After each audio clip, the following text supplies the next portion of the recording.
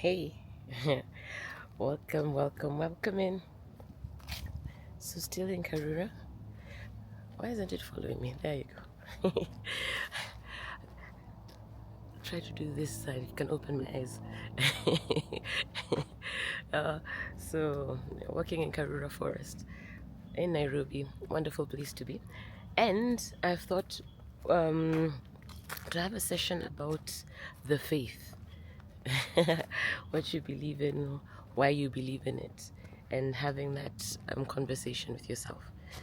So, to set the stage, I say that I've always said that, when you're born in a clean slate. Think of it as Karura Forest without any trees. Assuming that there were no trees here at all. And I should show you actually a bit of the landscape. I'll show you that, then you can see. I think it will illustrate my point very, very well. Let me do this. Let me turn it around. Yeah, let me show you a bit of the variety. Just plenty of beautiful trees, plenty of beautiful, varied trees. Yeah. So you see. So assume that this was barren land. This is you at your birth. You were barren land. There was nothing here. There was nothing there. There we go. There was nothing there. And then each and every single one of these trees represents a different belief. Yeah, so there's the belief, like when I was young, there'd be the belief that there was no TV until 4 in the afternoon. I'm of the generation where there never used to be, when the TV used to come on later. So another belief is that, is what, I don't know, there's a rainy season that is from X month to X month. Another belief is that, single party system. I'm giving my Kenyan examples, seeing as I am in Kenya. Another belief would be single party system. Another belief would be that you can only get to school, maybe like your school is the best school ever, or the worst school ever, depending on what it is that you thought. So that's just to show that, I'm trying to explain that each and every single tree here could be a different belief. So today, though, I want to talk about faith, the belief in God, the belief in church, whatever it is that your belief is. So I don't know why my camera is playing around. Yeah, I don't know why it's it's insisting on having really strange angles. Why don't you look at me? Let me try and fix that, then I come back. Yes, we're back. Yeah, I think that's better now. With the camera. I should have excused my voice. I have a cold. Yeah, which is why my voice sounds a little different, shall we say. Yeah. So,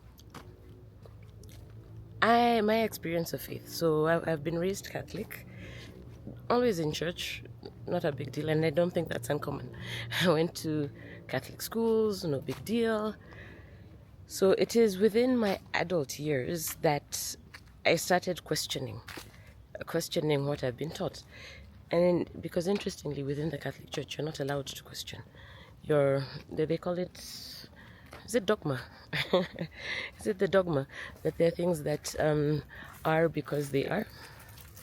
And, like that's it. You don't, like the Holy Trinity. It's something that does not have an explanation, and you're not allowed to question it. You don't question it. That's it.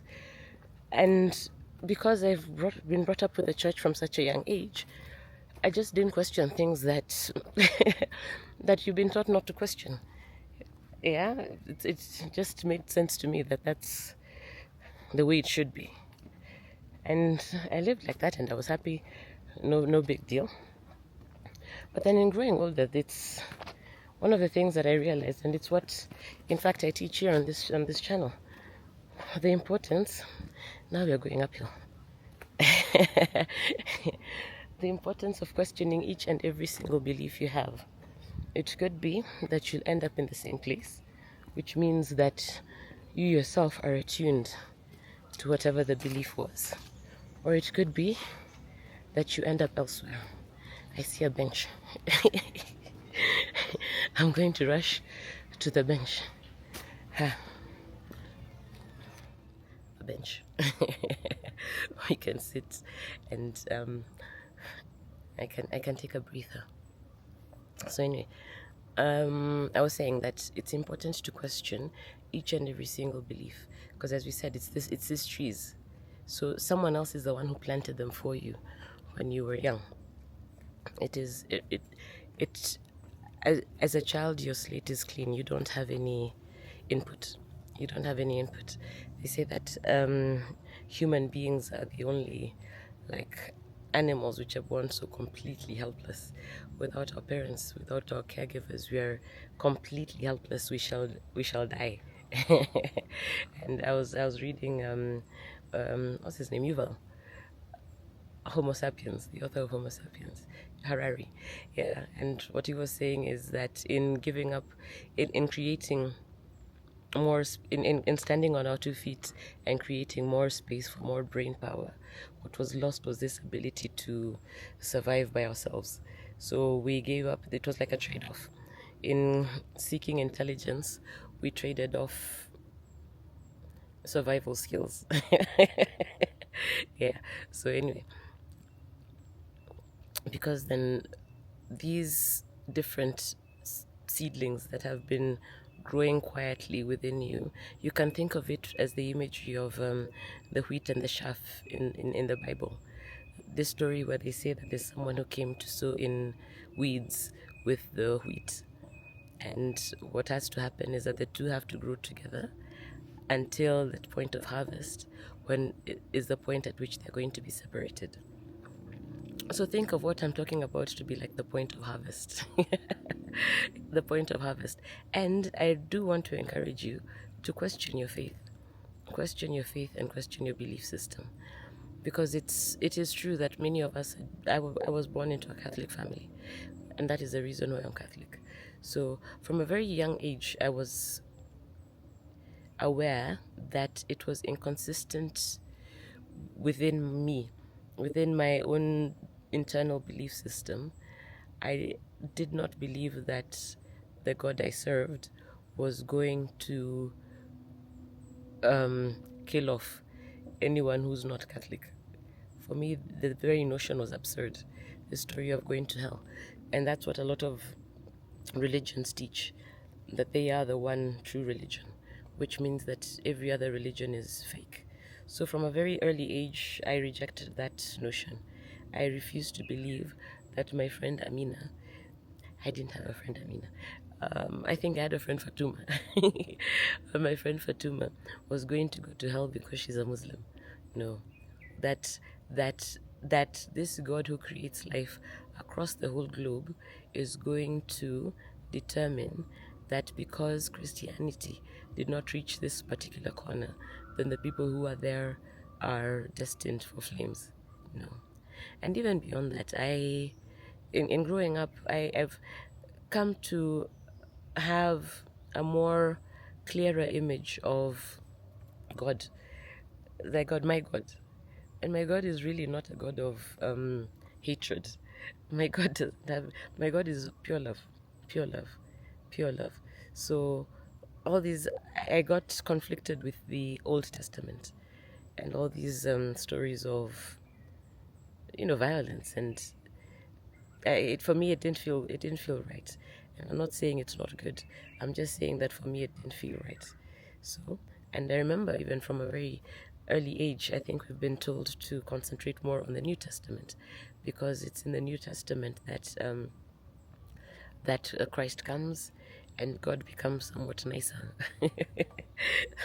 I know I'm being playful with it, but I don't know, for me it was just really, really strange. So those are the things that I had to question. I had to go in, and then in fact I had to recreate the image of God who was in the image that I had been taught. Really, the image that I was taught of God while growing up was In fact, I'll tell you, the image I had in my mind was that he was white. He was white, a bit like Father Christmas, with the white beards as well, a bit rotund, and with a very foul mood. I remember watching the Book of Moses when I was young, those old films. And somehow even the image of Moses himself, especially when he was throwing down the tablets, that is what struck me as the image of God. And so it was scary. That God was scary. Yeah. So in growing up, this is part of the reason why I'm saying remove the wheat from the chaff. Because then I had to look at that image and say, no, that's not the image of the God I believe in. Not at all. My God doesn't have a gender for starters. My God is neither male nor female. No. And my God is pure love. And I like that. I like that because it's attuned to me. It's attuned to... when I say attuned, I mean that I've been able to align that notion, that teaching, with what my soul knows to be true. Because my soul has met God. My soul is divine. My soul is created in the image of God. So from that prospect, I do have this dialogue. I have a way of knowing internally. And so with that, I was able to move away from what did not resonate with me. And I think this is important when we speak of cults, really. So we get a lot of people who get lost searching for something bigger, something else. And there are a lot of unscrupulous leaders out there who will form a cult and invite all these people in. And they use the same manipulative tactics of coercive control and the rest that toxic people use.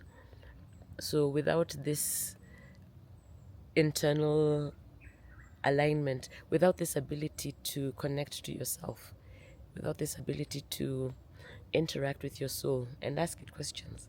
I ask my soul questions all the time. I was meant to go down a 10-kilometer path. Then partway through the journey, I asked my soul, so I asked myself, can we make this? And the answer was no, let's just turn back. I mean, frankly, I haven't done 10Ks in quite some time. Not that I can't, but the park is also about to close. So with that in mind, so having that guiding light that shows you what to do is quite amazing, because then you don't really need to rely externally on this information. You don't need to be going blindly seeking out these leaders who promise salvation. And we've had this situation in Kenya, or a cult leader. I mean, Kenya seems to have so much going on. Yeah, I mean, it was devastating. These things are really, really, really terrible. Yeah. So how to guard yourself, how to guard your spirit, your soul, to be able to recognize the truth. And for me, that was, and for you as well, that is it. You have a soul that is directly connected to God. Yeah. So you have that within you. So if you find that the path of faith that you've been in no longer resonates with you, you don't have to feel lost. You need to be able to seek out God, seek out the higher power that you have a connection to. Seek out God, and God will be able to speak to your soul and guide you wherever it is, that to the right path, that the right, even the leader, if you do want to be within a religion, or even in whatever other way that you want to get there, you'll be able to do that. But the importance is to take the responsibility, not to leave it to these other people who taught you. Take the responsibility and follow the path that makes sense to you. And you might again end up in the same place. And it's especially beautiful when you end up in the same place, because at that point you know that you are grounded, you're properly grounded, because then you have checked.